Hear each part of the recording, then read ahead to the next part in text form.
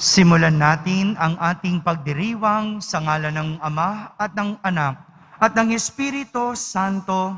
Amen. Ang pagpapala ng ating Panginoong Hesukristo, ang pag-ibig ng Diyos Ama at ang pakikipagkaisa ng Espiritu Santo naway sumainyong lahat.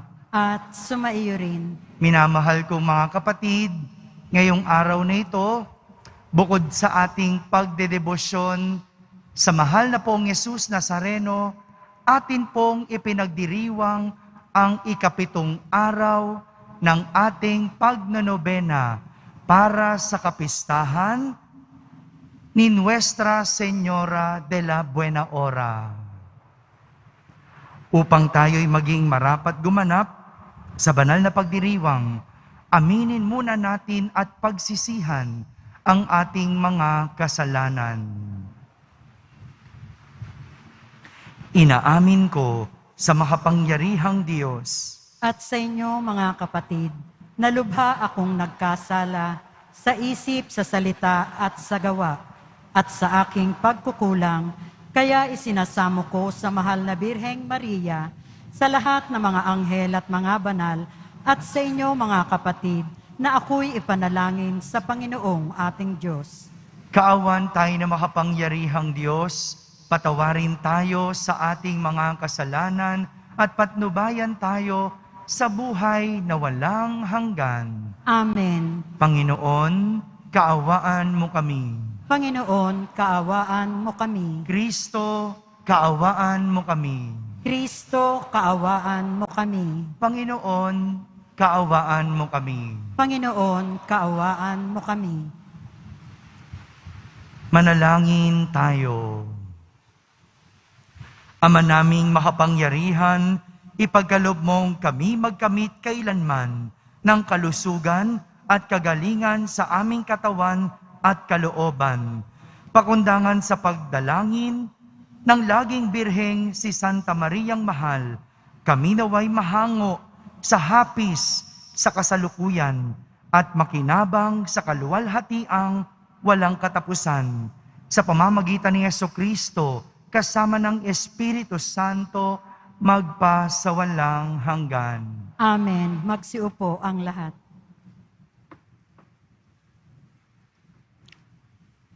Pagbasa mula sa aklat ni Propeta Ezekiel.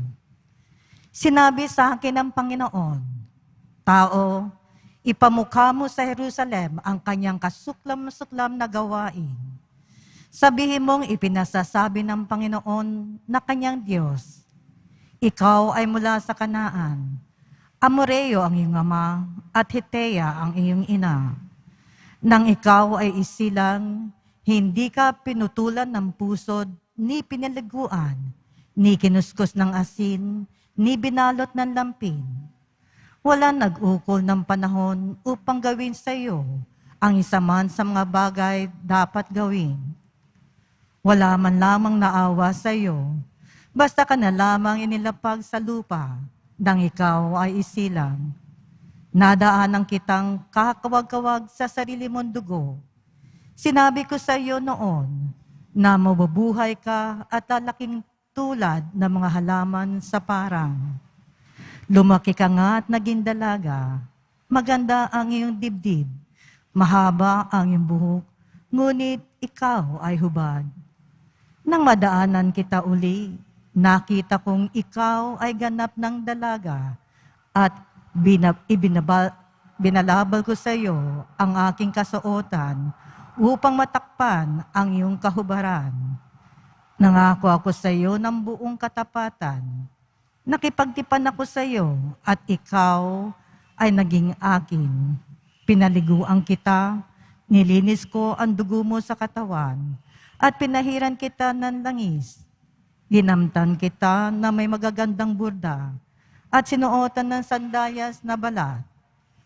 Binalot kita ng pinong lino at damit na seda. Sinuotan kita ng pulseras sa magkabilang braso at binigyan ng kwintas. Binigyan din kita ng hikaw sa ilong at tenga. Pinutungan kita ng isang magandang korona. Nagayakan ka ng alahas na pilak at ginto. Ang kasuotan mo'y pinong lino, piling seda, at telang nabubordahan ng maganda. Ang pagkain mo'y yari sa pinakamainam na harina. Pulot pukyutan at langis ang iyong inumin. Lumaki kang walang kasing ganda at nalagay sa katayuan ng isang reyna. Natanyag ka sa lahat ng bansa ang iyong kagandahan pagkat lalo itong pinatingkad na mga palumuting iginaya ko sa iyo. Ngunit naging palalo ka dahil sa iyong kagandahan. Ano pat nabuyo ka sa pagiging patutot at ang sarili mo'y ipinaangkin sa lahat ng makita. Makita mo, gayon man, hindi ko na rin kalilimutan ang ginawa kong tipan sa iyo nang ikaw ay bata pa. Ngayon ay gagawa ko ng tipan para sa atin. Hindi ito masisira kailanman. Sa sandaling ipatawad ko ang lahat mong kasalanan. Matitikom ang bibig mo dahil sa laki ng kahihiyan. Ang salita ng Diyos. Salamat sa Diyos. Galit ng Diyos ay naparam, pinatawad niya ang tanan. Galit ng Diyos ay naparam, pinatawad niya ang tanan. Ang Diyos ang siyang nagliligtas sa akin. Tiwalang-tiwala ko at wala muntimang pangamba. Sapagkat ang poon ang lahat sa akin. Siya ang aking awit, ang aking kaligtasan. Malugod kayong sasalok ng tubig sa batis ng kaligtasan. Galit ng Diyos ay naparam, pinatawad niya ang tanan. Magpasalamat kayo sa poon, siya ang intawagan. Ipaalam ninyo sa mga bansa ang kanyang ginawa. Ipahayag ninyo ang kadakilaan ng kanyang pangalan. Galit ng Diyos ay naparam, pinatawad niya ang tanan. Umawit kayo ng papuri sa poon, sapagkat kahanga-hanga ang kanyang mga ginawa. Ipahayag ninyo ito sa buong daigdig. Mga anak ng Siyon, umawit kayo ng buong galak, sapagkat nasa piling ninyo ang dakila at ang banal ng Israel. Galit ng Diyos ay naparam, pinatawad niya ang tanan. Magsitayo po ang lahat.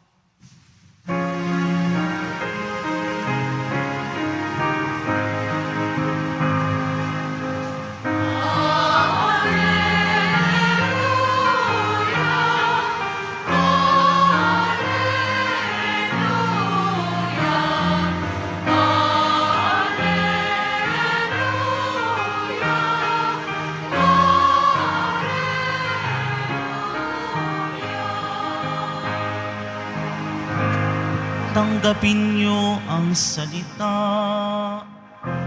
na di sa tao nagmula, kundi sa Diyos na dakila.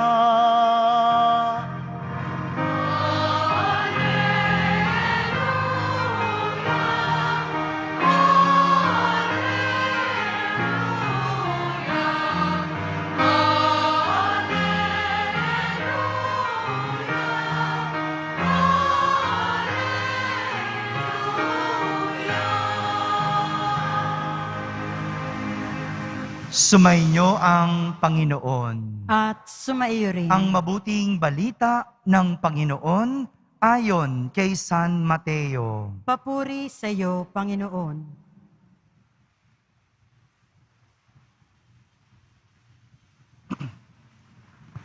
Noong panahong iyon, may mga pariseyong lumapit kay Jesus at tinangkang siluin siya sa pamamagitan ng tanong na ito. Naayon ba sa kautusan na hiwalayan ng lalaki ang kanyang asawa sa kahit anong kadahilanan? Sumagot si Jesus, hindi pa ba ninyo nababasa sa kasulatan na sa pasimulay nilalang sila ng may kapal, lalaki at babae? At sinabi, dahil dito, iiwan ng lalaki ang kanyang ama at ina, at magsasama sila ng kanyang asawa, at sila'y magiging isa. Kaya't hindi na sila dalawa, kundi isa. Ang pinagsama ng Diyos ay huwag paghiwalayin ng tao. Tinanong siya ng mga Pariseyo, bakit iniutos ni Moises na bigyan ng lalaki ang kanyang asawa ng kasulatan sa paghihiwalay bago hiwalayan iyon? Sumagot si Jesus, dahil sa katigasan ng inyong ulo, kaya ipinahintulot ni Moises na hiwalayan ninyo ang inyong asawa. Subalit, hindi gayon sa pasimula. Kaya sinasabi ko sa inyo, sino mang lalaking humiwalay sa kanyang asawa sa anumang dahilan, liban sa pakikiapid at mag-asawa sa iba, ay nangangalunya. At ang mag-asawa sa babaeng hiniwalayan ay nangangalunya rin. Sinabi ng mga alagad, kung ganyan po ang kalagayan ng lalaki sa kanyang asawa, mabuti pang wag nang mag-asawa.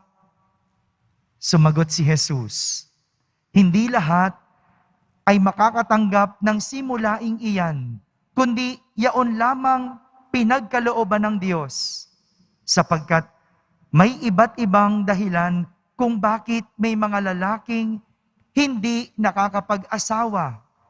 Ang ilan ay dahil sa kanilang katutubong kalagayan. Ang iba ay dahil sa kagagawa ng ibang tao ay nagkagayon sila. Mayroon namang hindi nag-aasawa alang-alang sa ikauunlad ng paghahari ng Diyos. Ang makatatanggap ng simulaing ito ay tumanggap nito.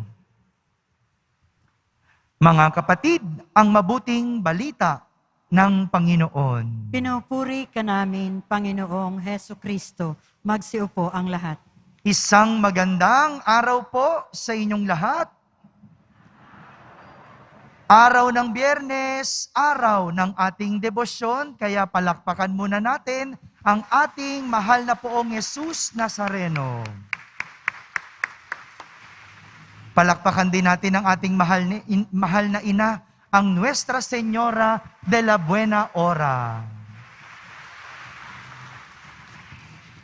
Isang tanong tungkol sa paghihiwalay ng mag-asawa ang ating narinig mula sa mga Pariseyong lumapit kay Jesus. Isang tanong para siluin o subukin si Jesus. Meron po ba sa inyong nakakaalala noong tanong na tinanong ng mga Pariseyo? Taas nga yung kamay. Kakarinig nyo lang, nakalimutan nyo na agad. Sino pong nakakaalam? May prize. Alam mo ba?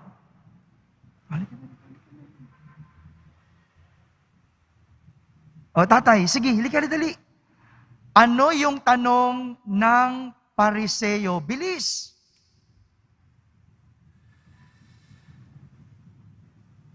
Tay, doon ka na lang sa mic. Walang exposure. Walang camera. Ano yung tanong? Wala rin. Hello. Yan. Dapat bang hiwalayan ng asawang lalaki ang kanyang babae sa anumang kadahilanan? Okay. Sige, pwede na. Palakpakan natin si tatay. Mamaya, bigay ko pagkatapos ng misa. Ang tanong ng Pariseyo, naaayon ba? Kumpletuhin ko lang. Naaayon ba sa kautusan nahiwalayan ng lalaki ang kanyang asawa sa kahit na anong kadahilanan. Maganda, himayin natin ang sagot ni Jesus para malinawan tayo sa kasagutan tungkol sa pag-aasawa. No? Balikan natin yung sagot ni Jesus. Ang sabi ni Jesus, una, binalikan niya ang kasulatan. Kasi ang tanong ay tungkol sa kasulatan. Na ayon ba sa kasulatan?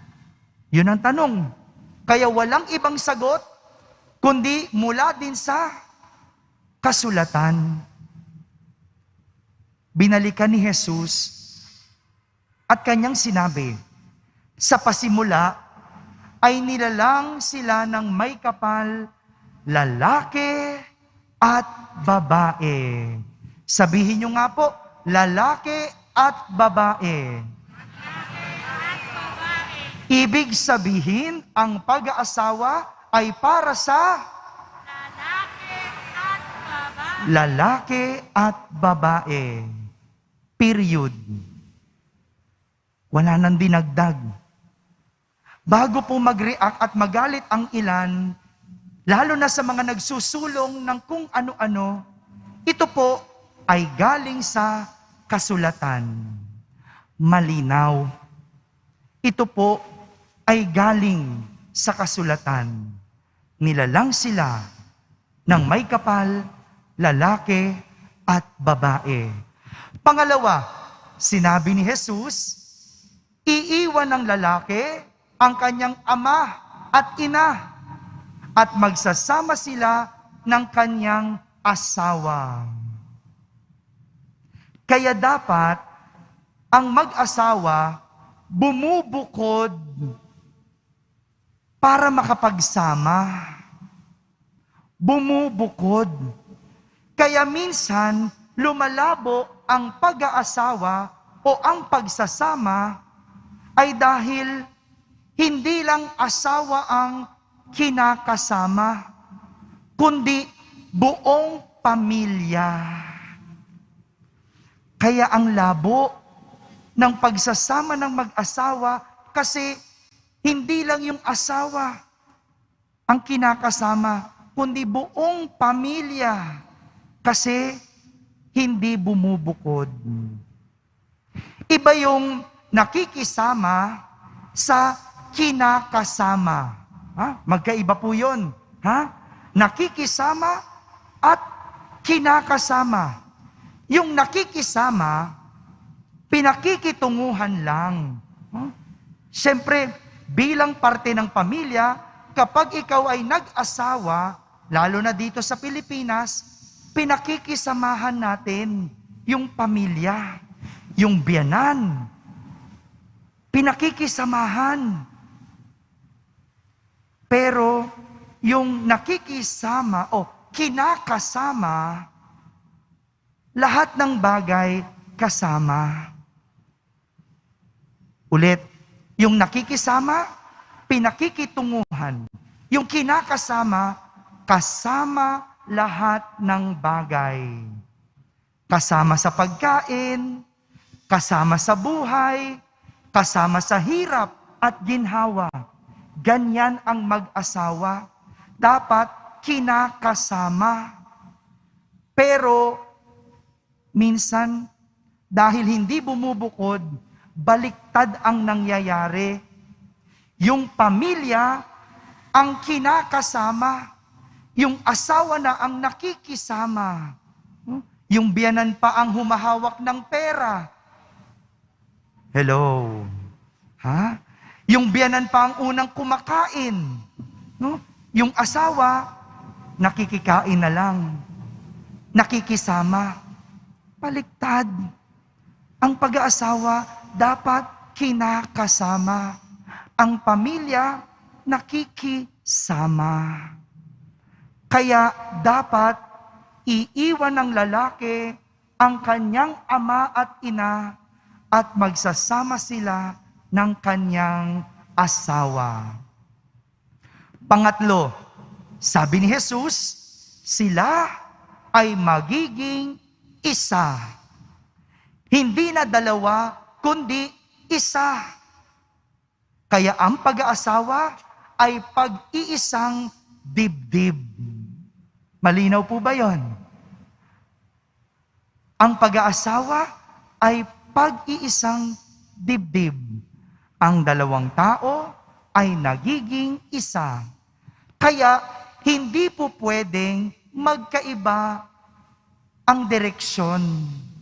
Hindi pwedeng magkaiba ang kita. Sweldo mo, sweldo ko. Hindi pwedeng ganun. Dahil ang pag-aasawa, pagiging isa. Sweldo mo, sweldo ko, gagawing isa. Hindi pwedeng kanya-kanya. Hindi pwedeng magkahati kasi ang pag-aasawa ay pagiging isa. Mga kapatid, ito po ang pag-aasawa. Ngunit sa tanong na paghihiwalay, kung ito ba ay naayon sa kautusan, isa lang ang sinabi ni Jesus. Sabi niya, ang pinagsama ng Diyos ay huwag paghiwalayin ng tao. Malinaw na ang kasal ay dalawang taong pinagsama ng Diyos. Kaya't ang paghihiwalay ay hindi gawa ng Diyos, kundi gawa ng tao. Ang pagsasama, ang kasal, gawa ng Diyos. Ang paghihiwalay, gawa ng tao. Hindi pa natapos ang mga Pariseyo. Sinusugan pa nila ng tanong. Sabi nila, bakit iniutos ni Moises na bigyan ng lalaki ang kanyang asawa ng kasulatan sa paghihiwalay bago ito hiwalayan? Ito yung tinutukoy na diborsyo. Ang pagiging legal na paghihiwalay ng mag-asawa. Ang sagot ni Jesus, dahil lang ito sa katigasan ng ulo ng tao. Kaya ito ipinahintulot. Katigasan ng ulo. Mga kapatid, malinaw ang punto ni Jesus tungkol sa pag-aasawa. Una sa lahat, ito ay gawa ng Diyos. Pagkilos ng Diyos. Ang diborsyo o paghihiwalay, gawa ng tao dahil sa katigasan ng ulo. Kaya't anumang bagay na nagdudulot ng paghihiwalay mula sa isang pinagsama ng Diyos ay hindi gawa ng Diyos. Anumang paghihiwalay ay hindi gawa ng Diyos.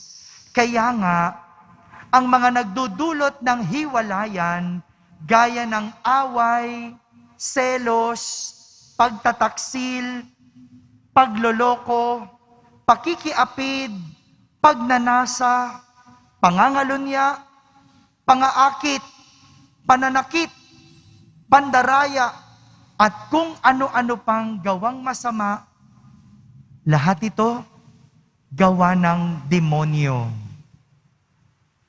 Lahat ito gawa ng demonyo.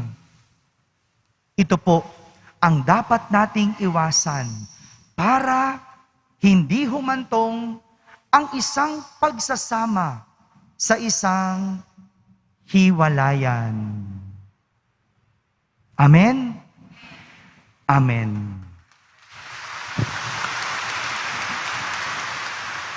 Magsitayo po ang lahat.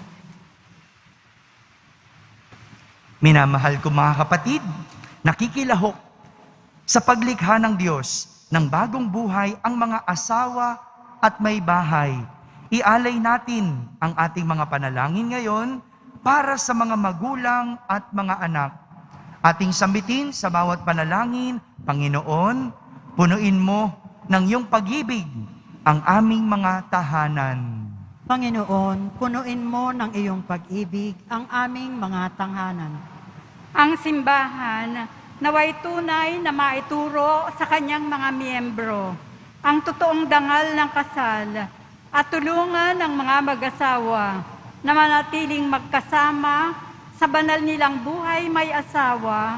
Manalangin tayo. Panginoon, punuin mo ng iyong pag-ibig ang aming mga tahanan. Ang mga pinuno ng gobyerno at mga mambabatas naway magpatupad ng mga batas at tuntunin na nagtatatag ng tahanan at hindi sumisira nito. Manalangin tayo. Panginoon, punuin mo ng iyong pag-ibig ang aming mga tahanan.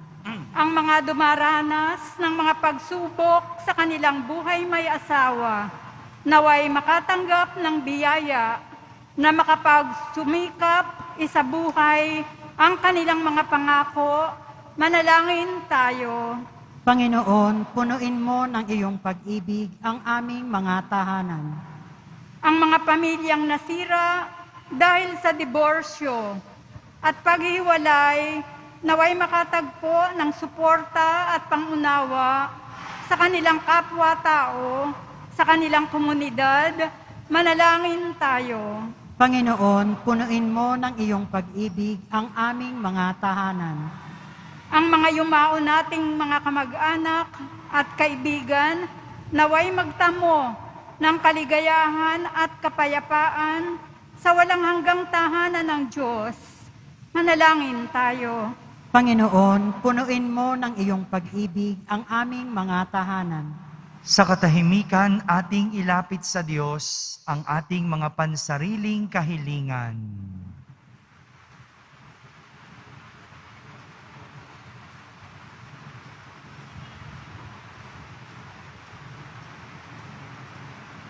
Manalangin tayo. Panginoon, punuin mo ng iyong pag-ibig ang aming mga tahanan. Diyos ng pag-ibig, nilikha mo kaming lalaki at babae upang ipagpatuloy ang iyong gawaing lumikha. Ang pagmamahal namin sa isa't isa naway sumalamin sa iyong pananahan sa aming buhay. Hinihiling namin ito sa pamamagitan ni Kristo na aming Panginoon. Amen. Magsiupo ang lahat.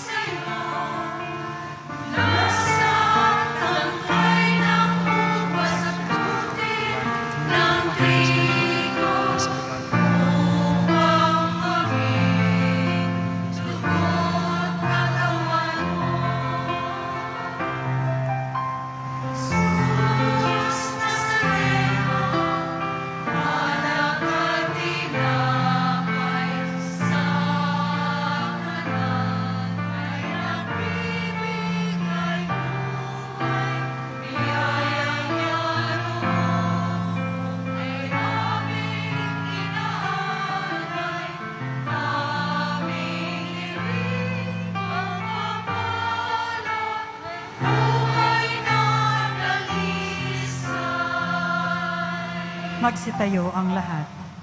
Manalangin kayo mga kapatid upang ang paghahain natin ay kalugdan ng Diyos amang makapangyarihan.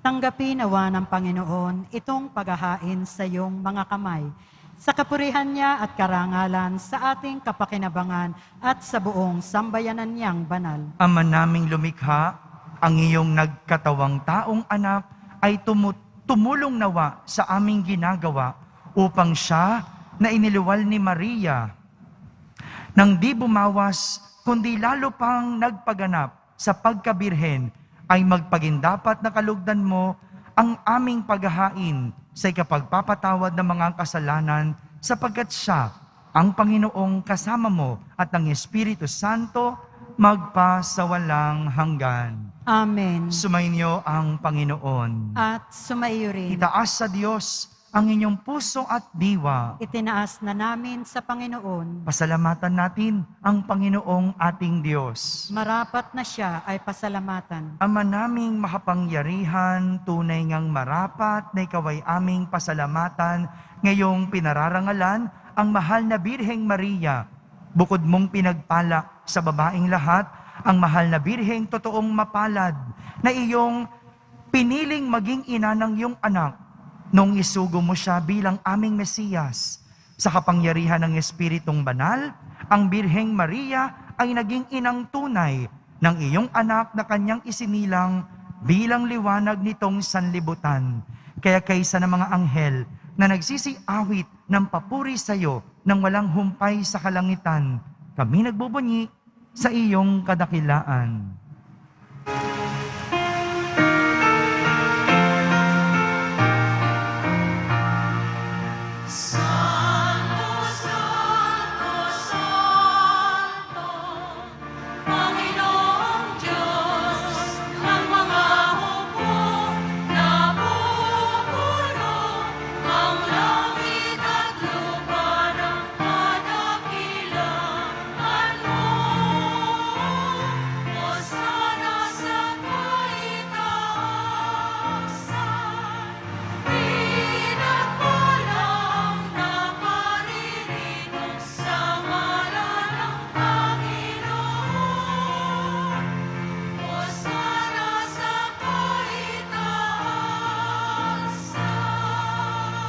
Magsiluhod po ang lahat.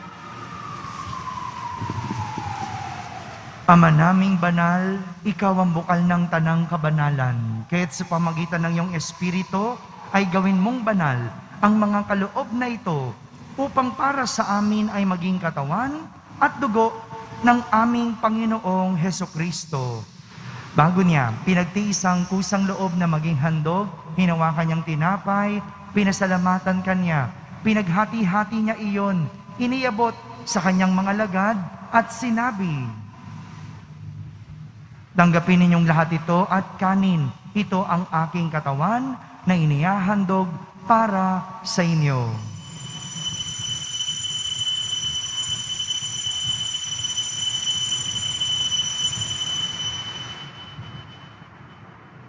Gayon din naman, nung matapos ang hapunan, hinawakan niyang kalis, muli kanyang pinasalamatan, inebot niyang kalis sa kanyang mga lagad at sinabi, "Tanggapin ninyong lahat ito at inumin. Ito ang kalis ng aking dugo, ng bago at walang hanggang tipan. Ang aking dugo na ibubuhos para sa inyo at para sa lahat, sa ikapagpapatawad ng mga kasalanan.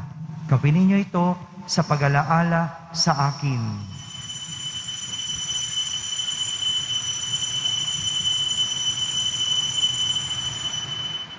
Magsitayo po ang lahat. Ipagbunyi natin ang misteryo ng pananampalataya. Si Kristo'y namatay, si Kristo'y nabuhay, si Kristo'y babalik sa wakas ng panahon. Ama, ginagawa namin ngayon ang pag-alaala sa pagkamatay at muling pagkabuhay ng iyong anak.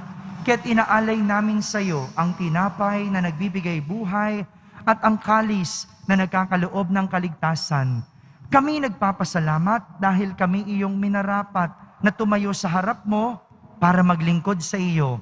Isinasamo namin kaming magsasalo-salo sa katawan at dugo ni Kristo ay mabuklod sa pagkakaisa sa pamamagitan ng Espiritu Santo. Ama, lingapin mo ang iyong simbahang laganap sa buong daigdig. Puspusin mo kami sa pag-ibig kaysa ni Francisco na aming Papa, ni Jose na aming Obispo at ng Tanang Kaparian. Alalahanin mo rin ang mga kapatid naming nahimlay na may pag-asang sila'y muling mabubuhay. Gayon din ang lahat ng mga pumanaw. Kawan mo sila at patuloyin sa iyong kaliwanagan. Kawan mo at pagindapating kaming lahat na makasalo sa iyong buhay na walang wakas. Kaisa na mahal na Birheng Maria na Ina ng Diyos, ang aming Nuestra Señora de la Buena Hora, ng kabiyak ng puso niyang si San Jose, kaysa ng mga apostol, ni San Juan Bautista, at ng lahat ng mga banal na namuhay dito sa daigdig ng kalugod-lugod sa iyo. May pagdiwang nawa namin ang pagpupuri sa kararangal mo sa pamamagitan ng iyong anak na aming Panginoong Heso Kristo. Sa pamamagitan ni Kristo, kasama niya at sa Kanya, ang lahat ng parangal at papuri ay sa iyo, Diyos Amang makapangyarihan, kasama ng Espiritu Santo, magpa sa walang hanggan.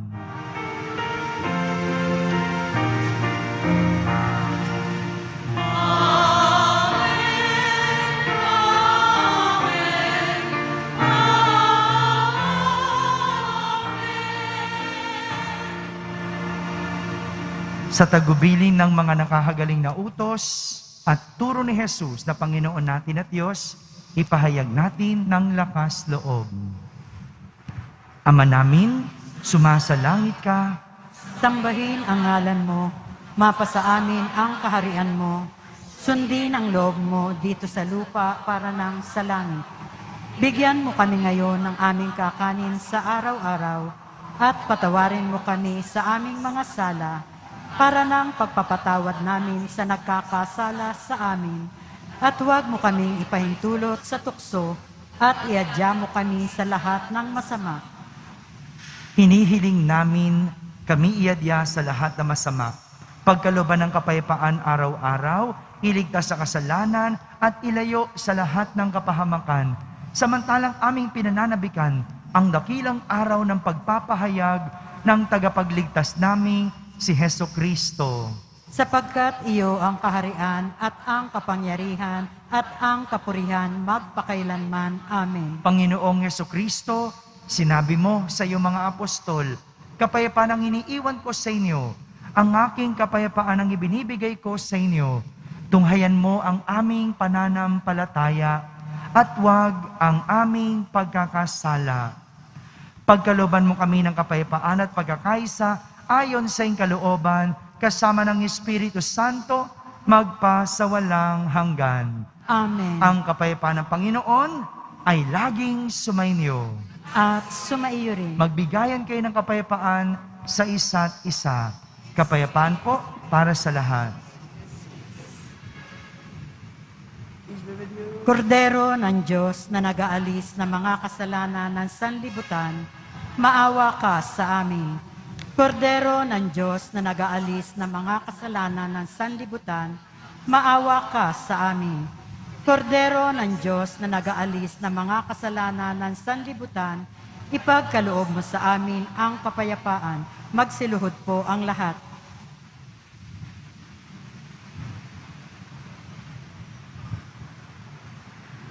Ito ang kordero ng Diyos. Itong nag-aalis ng mga kasalanan ng sanlibutan. Mapalad ang mga inaaniyahan sa kanyang piging. Panginoon, hindi ako karapat-dapat na magpatuloy sa iyo, ngunit sa isang salita mo lamang ay gagaling na ako. Ang katawan ni Kristo, Amen.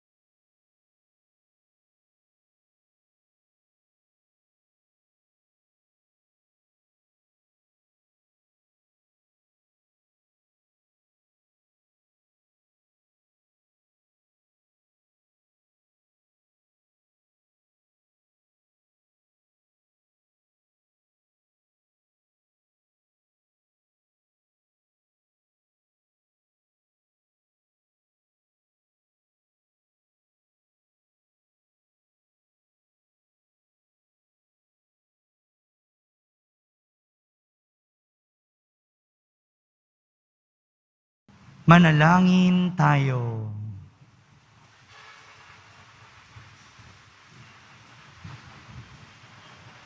Ama naming mapagmahal, sa pagsasalo namin sa banal na pakikinabang, ang iyong kagandahang loob ay aming hinihiling upang ang pagpaparangal namin sa mahal na Birhen at pagtulad namin sa Kanya ay mapagindapat na kami aming paglingkuran ang pagganap sa kaloob mong kaligtasan sa pamamagitan ni Jesucristo kasama ng Espiritu Santo magpasawalang hanggan. Amen. Sumainyo ang Panginoon. At sumayo rin. Pagbabasbas ng Pong Yesus Nazareno. Mahal na Pong Yesus Nazareno, inihayag mo sa pamamagitan ng krus ang walang maliw na pag-ibig ng Diyos sa sangkatauhan. Pakinggan mo ang kahilingan ng iyong angkan na nagsusumamo sa iyo. Makamtanawan nila ang inyong katugunan at tanggapin ang kasagutan na may utang na loob na tinatanaw. Basbasan din po ninyo ang lahat na may karamdaman, nahihirapan, may mga dalang imahen at dasalan. Sa pamamagitan ng bendisyon na ito, naway maalala nila ang mga pangako nila noon sa binyag na ikaw ang kanilang iibigin at paglilingkuran bilang Panginoon magpasawalang hanggan. Amen. At pagpalain kayo ng makapangyarihang Diyos, Ama, Anak, at Espiritu Santo. Amen. Tapos na po ang ating pagdiriwang, humayging taglay ang pag-ibig at kapayapaan ng Poong Yesus Nazareno. Salamat sa Diyos.